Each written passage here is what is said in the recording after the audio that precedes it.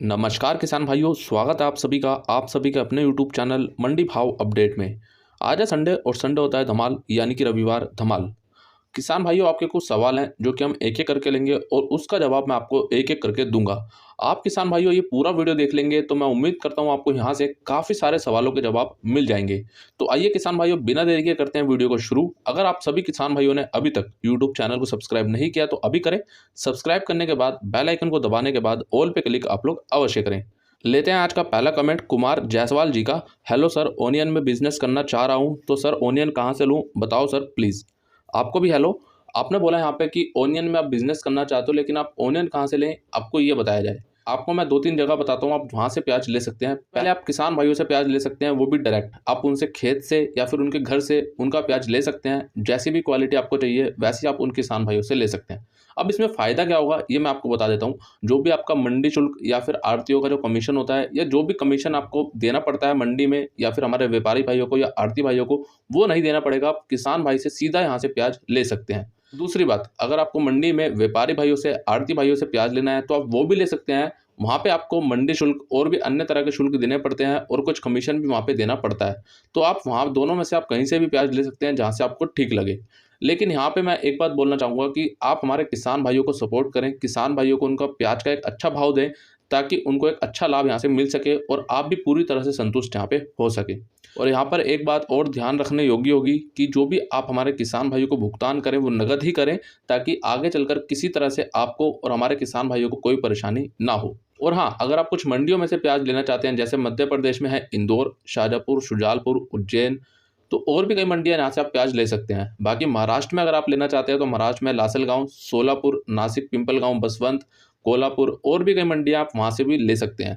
तो लेकिन ये निर्णय आपका होना चाहिए कि आपको प्याज कहाँ से लेना है। लेकिन मेरी सलाह यही रहेगी कि आप हमारे किसान भाइयों से ही प्याज लें, क्योंकि आप खुद सीधे किसान भाई से प्याज लेंगे तो उनका भी यहाँ पे लाभ होगा और उनको और आपको दोनों को एक तसल्ली यहाँ पे मिल जाएगी कि हाँ, हमारा प्याज लिया गया और हमें नकद भुगतान मिल गया और हमें कहीं जाने की भी ज़रूरत नहीं पड़ी। लेते हैं अगला कमेंट संतोष पाटीदार जी का। संतोष पाटीदार, लुनावदा, देपालपुर, इंदौर, मेरी प्याज 1 जनवरी के आसपास आ जाएगी, क्या रेट मिल सकता है। देखिए, ये संतोष पाटीदार जी ने जो सवाल पूछा है ये हमारे काफ़ी किसान भाइयों के द्वारा रोजाना पूछा जा रहा है, क्योंकि अभी सभी किसान भाइयों का लगभग जो नया प्याज है वो आना शुरू हो चुका है और काफ़ी किसान भाइयों का प्याज अभी आना बाकी है। तो अभी जिन किसान भाइयों का प्याज खेत में पूरी तरह से तैयार हो चुका है, उसकी क्वालिटी अच्छी खासी बन चुकी है, तो वो किसान भाई अब मंडी में ले जाने को तैयार है। तो अब उनके मन में एक सवाल आ रहा है कि हमें यहाँ से प्याज को ले जाना चाहिए तो क्या भाव हमें मिल सकता है। देखो अभी किसान भाइयों, अगर हम सुपर बढ़िया क्वालिटी मालों की बात करते हैं, अगर आपका उन प्याज में आता है तो आपको उस प्याज का भाव लगभग 2,000 रुपये, 1,800 रुपये आराम से मिल सकता है। और हो सकता है किसान भाइयों इसके ऊपर भी आपको मिले, कोई बड़ी बात नहीं है। क्योंकि अभी कुछ आगे मैं कमेंट आप सभी को दिखाऊंगा जिसमें हमारे कुछ किसान भाइयों ने अपना अनुभव यहाँ पे बताया है, और जो भी उनका प्याज अभी बिका है इस सप्ताह, वो मैं अभी आपको दिखाना चाहूंगा कि उनका प्याज किस भाव में बिका। अब दूसरी बात यहाँ पे ये है कि जिन किसान भाइयों का प्याज अभी तैयार नहीं हुआ, अभी खेत में ही है और आगे चलकर वो तैयार होगा, तो उनको क्या भाव मिलेगा। अभी जो देश में और पूरे विश्व में ओमिक्रॉन देखने को मिल रहा है और कहीं ना कहीं ये कोरोना का एक नया रूप बताया जा रहा है, जिसके कारण से इसके भी कुछ केस हमें बढ़ते हुए दिख रहे हैं। और इस कारण से किसान भाइयों, मध्य प्रदेश सहित यूपी और राजस्थान में भी हमें काफ़ी राज्यों में कर्फ्यू देखने को भी मिल रहा है, रात्रि कर्फ्यू। तो यहाँ पर हो सकता है किसान भाइयों, अगर स्थिति आगे अभी जैसी चल रही है, जो सामान्य देखने को मिल रही है, अगर यही देखने को मिलती है तो प्याज भाव में किसी तरह से कोई गिरावट देखने को नहीं मिलेगी। उसके पीछे एक सबसे बड़ा कारण किसान भाइयों यही है कि अभी 1 जनवरी के आसपास बारिश हमें दोबारा से देखने को मिल सकती है, तो कहीं ना कहीं प्याज भाव में यहाँ पे एक बार फिर से उछाल देखने को मिल सकता है। अब यहाँ पर किसान भाइयों, आपका प्याज तैयार हो चुका है तो भी आपको क्या करना चाहिए, और आपका प्याज तैयार नहीं हुआ तो क्या करना चाहिए, वो मैंने आपको दोनों स्थितियां अभी यहाँ पे बता दी हैं। लेते हैं अगला कमेंट विष्णु सिंह राजपूत जी का। करण भाई, इंदौर में किस दुकान पर भाव अच्छा मिलता है। मेरा प्याज सुपर क्वालिटी का था पर 2451 रुपये बिका 16 तारीख को। देखो विष्णु जी का जो प्याज है वो 16 दिसंबर को, यानी कि इसी महीने में 2451 रुपये बिका सुपर क्वालिटी का। तो अभी जैसे हमारे किसान भाई ने पिछला जो कमेंट अभी मैंने आपको बताया उनमें उन्होंने बोला था कि हमारा प्याज तैयार हो चुका है तो उनको क्या भाव मिल सकता है, तो मैंने उनको एक लगभग 1,800 2,000 बताया और उसके ऊपर भी मिल सकता है। तो यहाँ पे हमारे विष्णु जी हैं, जो उनको यहाँ पे 2451 रुपये सुपर क्वालिटी बिकी थी। तो यहाँ से आप एक आइडिया ले सकते हैं, जो भी किसान भाई अपना प्याज यहाँ पे बेचना चाह रहे हैं। अब यहाँ पे आपने पूछा है विष्णु जी कि इंदौर मंडी में कौन सी दुकान है जहाँ पे भाव अच्छा मिलता है। तो देखो विष्णु जी, ऐसा कोई ज़रूरी नहीं है कि जो दुकान अच्छी हो वही आपको भाव अच्छा दे। क्योंकि देखो आपकी प्याज की क्वालिटी पर निर्भर करता है कि आपकी प्याज की क्वालिटी कैसी है। अगर उसकी क्वालिटी अच्छी है तो आपको भाव भी अच्छा मिलेगा। अगर क्वालिटी ज़्यादा अच्छी नहीं है तो उसका भाव भी आपको ज़्यादा अच्छा नहीं मिलेगा। ये सीधी-सी बात ये है। दूसरी बात, अगर मान के चलो प्याज की क्वालिटी इतनी ज़्यादा अच्छी नहीं है, लेकिन माँग हमें काफ़ी अच्छी देखने को मिल रही है, लेकिन प्याज इतनी ज़्यादा आवकें मंडियों में देखने को नहीं मिल रही, तब भी आपको भाव अच्छा देखने को मिल सकता है। लेकिन मैं आपको किसी भी दुकान का नाम यहाँ पे नहीं बता सकता, क्योंकि वहाँ के जो भी व्यापारी भाई होंगे वो आपको कैसा भाव देंगे, कैसा नहीं। हो सकता है कि मैंने आप आज बता दिया कि ये दुकान पे अच्छा भाव मिलता है, लेकिन आगे पता लगा कि वहाँ पे भाव अच्छा नहीं मिलता। तो वो बात हो जाती है किसान भाइयों। लेकिन यहाँ पे सीधी-सी बात ये है, अगर आपकी प्याज में दम है तो आपको प्याज भाव भी अच्छा मिलेगा। लेते हैं अगला कमेंट अज्जू खान जी का। सर, गर्मी का प्याज कौन से महीने तक लगा सकते हैं? अज्जू खान जी, सबसे पहले बात आप ये बताते कि आप कौन से राज्य से हैं, तो मैं इस सवाल का जवाब आपको ज़्यादा अच्छे से दे पाता। लेकिन अभी मैं आपको जानकारी देना चाहूँगा कि महाराष्ट्र में गर्मी वाले प्याज की जो बुआई है वो चालू है अभी, और भी कई राज्यों में गर्मी वाले प्याज की जो बुआई है वो देखने को मिल रही है। लेकिन आप यहाँ पे कमेंट करके एक बार ये ज़रूर बताएं कि आप कौन से राज्य से हैं। लेते हैं अगला कमेंट दशरथ पाटीदार जी का। करण भाई, यदि सरकार नए साल में मंडियों में केवल शनिवार की छुट्टी समाप्त करती हैं तो मंडियां लगभग 1 महीने ज़्यादा चलेंगी और किसान भाई अपनी उपज समय से मंडियों में बेच सकेंगे। इस और सरकार को जरूर ध्यान देना चाहिए। किसान हित में ऐसे सुधार जरूरी हैं।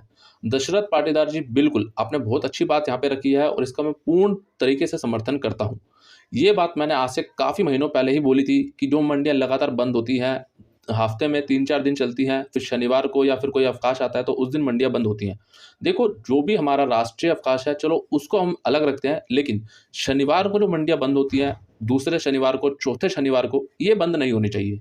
क्योंकि यहाँ पर किसी तरह से अगर ये मंडियाँ चालू रहेंगी तो जो बाज़ार में लेन-देन है वो अच्छा रहेगा और किसान भाइयों को यहाँ पे एक सहूलियत मिलेगी कि अपने माल को शनिवार को भी लेके आ सकें और वो अपने माल को निरंतर यहाँ से निकालते रहें। अब यहाँ पे होता क्या है कि जो मंडियाँ लगातार बंद होती हैं, शनिवार को बंद हो रही है, फिर मान के चलो कि शुक्रवार या फिर बात करें सोमवार को कोई त्योहार आ गया, राष्ट्रीय अवकाश आ गया, तो उस दिन भी मंडी को बंद रखना पड़ता है। तो फिर होता क्या है कि 3 से 4 दिन का जो अवकाश है, ये काफ़ी लंबा अवकाश हो जाता है, जिस कारण से जो मंडियों में आवक है, वो बढ़ती हैं और फिर हमारे किसान भाइयों का जो भाव है, वो व्यापारी भाइयों के द्वारा कम मिलता है। तो यहाँ पे सीधी-सी बात ये है कि सरकार को इस ओर ध्यान देना चाहिए। ये बात मैंने पहले भी बोली थी और अभी भी बोलूँगा। बाकी आप लोग किसान भाइयों कमेंट करके बताएँ कि इस पर आपकी क्या राय है।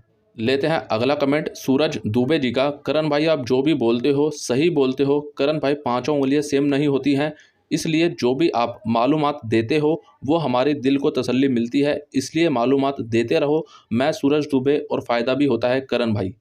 सूरज दुबे जी, मैं आपसे एक चीज़ पूछना चाहूँगा कि मालूमात का मतलब आप कमेंट में एक बार बताएंगे तो मुझे बहुत अच्छा लगेगा, क्योंकि मैं समझ नहीं पाया मालूमात मतलब क्या होता है। चलो, बाकी आपने इतना अच्छा कमेंट किया उसके लिए बहुत-बहुत धन्यवाद। आपका तहे दिल से धन्यवाद कि आपने इतनी अच्छी बात यहाँ पे बोली। और पाँचों उँगलियाँ बराबर नहीं होती, ये बिल्कुल बात सही है। बाकी जो इस बात को समझ गया, वो मैं समझता हूँ कि वो पूरे बाज़ार को समझ गया। अब किसान भाइयों, कुछ कमेंट हम देख लेते हैं यहाँ पर। जिन किसान भाइयों का इस सप्ताह प्याज बिका है, क्या भाव बिका है, वो हम एक बार बात कर लेते हैं। राम नारायण पाटीदार जी ने कमेंट किया है, करण भाई प्याज आज 26 रुपये बिका है इनका। और शांतिलाल मारू जी का अपना 2100 रुपये बिका इनका।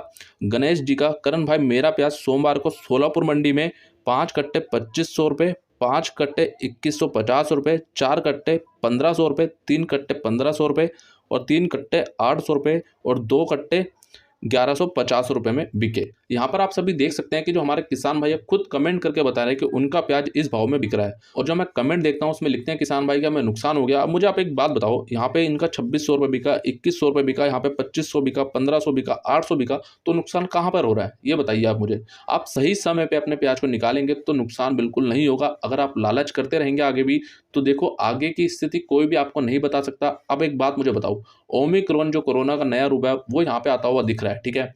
इसकी किसी ने भी यहाँ पे बात की थी कि आगे चलकर ये ऐसा होगा? नहीं, क्यों, पता ही नहीं था किसी को कि ऐसा कुछ होगा। अब इसके कारण से क्या प्याज भाव पे असर पड़ेगा वो मैं आगे आपको धीरे धीरे सारी अपडेट देता रहूँगा। उसके लिए आप लोग चैनल को सब्सक्राइब करके रख लीजिए और सब्सक्राइब करने के बाद बेल आइकन को जरूर दबा लीजिए।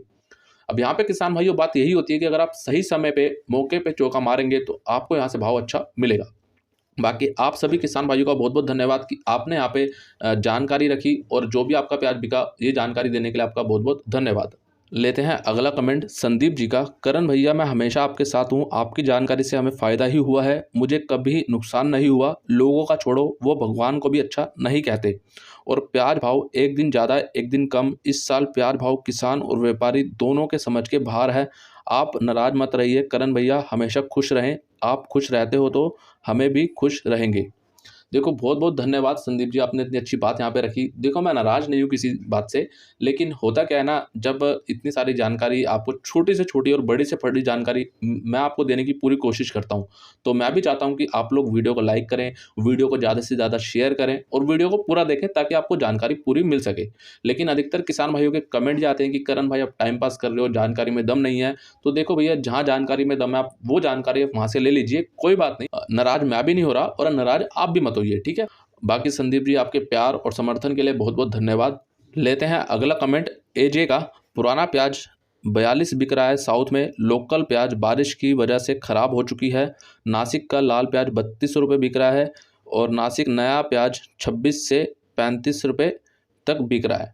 तो देखो, यहाँ पे एजी ने जानकारी दी है कि जो साउथ में जो वहाँ का लोकल प्याज है वो बारिश के कारण ख़राब हुआ है, जिस वजह से जो भाव है वो हमें ज़्यादा देखने को मिल रहा है। ये बात किसान भाइयों आपको याद होगी, मैंने आज से काफ़ी दिन पहले यानी कि दिसंबर के शुरुआत में और लगभग दिसंबर के मध्य में दी थी आपको कि साउथ में जो प्याज है वो ख़राब हुआ है बारिश के कारण। आपको याद होगा, और कुछ मैंने आपको फ़ोटो टेलीग्राम पे भी डाले थे, वीडियो डाले थे और वहाँ पे भी आपको जानकारी अपडेट की गई थी।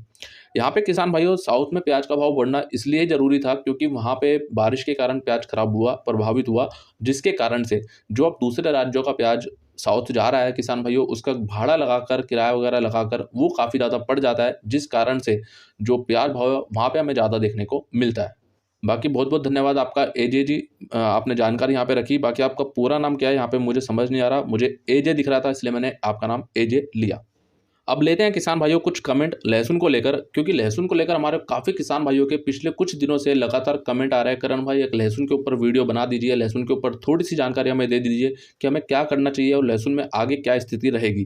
तो यहाँ पे सबसे पहला कमेंट है वीरेंद्र धाकड़ जी का, लहसुन का भविष्य बताओ। दूसरा कमेंट है यहाँ पर कुणाल जी का, लहसुन पर वीडियो बनाइए, पुरानी लहसुन रखें या बेचें।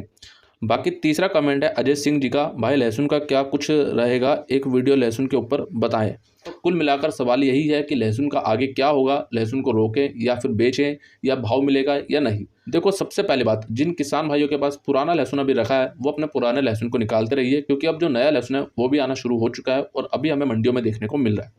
दूसरी बात किसान भाइयों, लहसुन का भाव जो बढ़ना था वो नवंबर के आसपास हमें ज़्यादा देखने को मिलना था, लेकिन ऐसा नहीं हुआ, क्योंकि हमने पिछले कुछ सालों के हिसाब से मैंने जो जानकारी ली है वो मैं आपको बता रहा हूँ यहाँ पे, कि पिछले साल भी और उससे पहले भी जो भाव बढ़ा है वो लगभग नवंबर के आसपास एक अच्छा भाव देखने को मिलता है।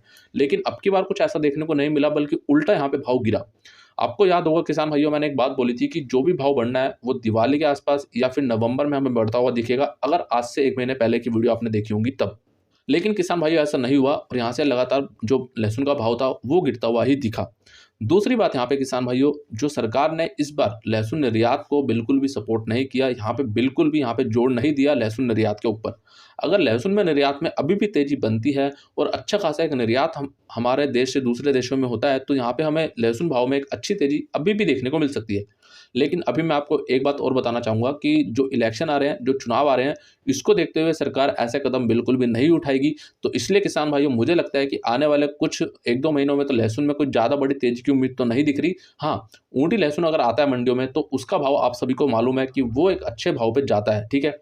तो ऊँटी लहसुन में हमें भले ही एक अच्छा भाव देखने को मिल सकता है, लेकिन देसी लहसुन की अगर बात करें तो हमें देसी लहसुन में इतनी बढ़िया तेज़ी देखने को नहीं मिलेगी, जहाँ तक अभी मेरी संभावना दिख रही है, ठीक है?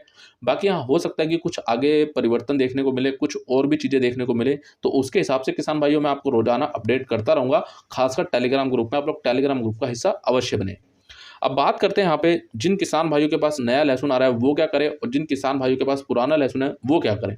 देखो किसान भाइयों, अगर आपके पास नया लहसुन है तो आप उसको रोक सकते हैं, ठीक है? ये आपका निर्णय होगा कि आपको रोकना है या बेचना है। लेकिन जिन किसान भाइयों के पास पुराना लहसुन है वो पुराने लहसुन को निकालते रहिए, क्योंकि पुराने लहसुन को अब रोकने का मुझे लगता है कि यहाँ पे कोई भी फायदा नहीं है। तो किसान भाइयों, कुल मिलाकर ये थी थोड़ी सी लहसुन की जानकारी। बाकी हाँ, इसके लिए मुझे एक अलग से वीडियो बनाना होगा तो मैं आपके लिए बनाकर जरूर दूंगा। मैं नहीं चाहता किसान भाइयों वीडियो एक अलग से बनाया जाए और उसमें आपको कोई जानकारी ना मिले। और हाँ किसान भाइयों, अगर आप लोगों ने अभी तक टेलीग्राम ग्रुप नहीं ज्वाइन किया तो अभी करें। उसका लिंक आप सभी किसान भाइयों को इसी वीडियो के नीचे डिस्क्रिप्शन में दिया गया है, जहाँ पे मैं आप लोगों को समय समय पर मंडियों की रोजाना की अपडेट और बाकी महत्वपूर्ण जानकारियाँ प्रदान करता हूँ। तो ये थे किसान भाइयों आज के आपके सवाल और मेरे जवाब। बाकी आप सभी किसान भाइयों को वीडियो कैसा लगा आप लोग कमेंट करके ज़्यादा से ज़्यादा जरूर बताएं। आपका भी कोई सवाल हो, आपकी भी कोई राय हो, और हाँ किसान भाइयों ये जरूर बताना कमेंट करके कि आपका प्याज इस सप्ताह क्या भाव बिका और किस क्वालिटी का बिका, ठीक है, ताकि हमारे किसान भाइयों को अगले संडे धमाल में इसकी जानकारी दी जाए। बाकी किसान भाइयों वीडियो अच्छा लगा तो लाइक करें, सभी किसान भाइयों तक ज़्यादा से ज़्यादा शेयर करें। चैनल को अगर आप लोगों ने अभी तक सब्सक्राइब नहीं किया तो अभी करें, सब्सक्राइब करने के बाद बेल आइकन को अवश्य दबाएं। और जो किसान भाई इस वीडियो को फेसबुक पर देख रहे हैं तो फेसबुक पेज को भी लाइक करना ना भूलें। मिलते हैं किसान भाइयों आप लोगों से एक अगली और नई वीडियो में। जय जवान जय किसान।